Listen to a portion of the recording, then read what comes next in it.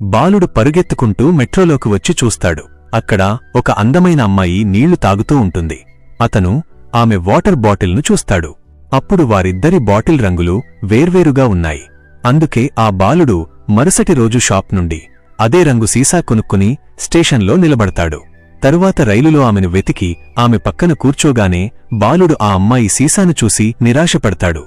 ఎందుకంటే ఈసారి కూడా రంగులు ఒకేలా లేవు. పాపం ఆ బాలుడు మరుసటి రోజు నుండి రోజూ వివిధ రంగుల సీసాలు తీసుకుని అదే సమయానికి రైలులో ఆ అమ్మాయి పక్కన కూర్చుంటాడు. కాని దీనికి బదులుగా ఎప్పుడూ కూడా ఆ అమ్మాయి మరియు అతని బాటిల్ రంగు సరిపోలలేదు.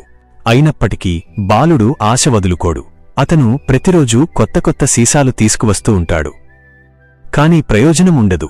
ఈ విధంగా రోజులు గడిచిపోయాయి మరియు సీసాల రంగులు కూడా మారుతూ వచ్చాయి.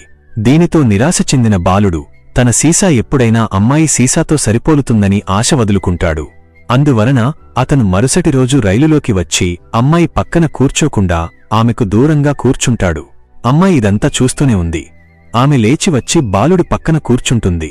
ఇక్కడ ఈసారి వారిద్దరి రంగులు ఒకేలా ఉన్నాయి. ఇది చూసి బాలుడు సంతోషపడతాడు.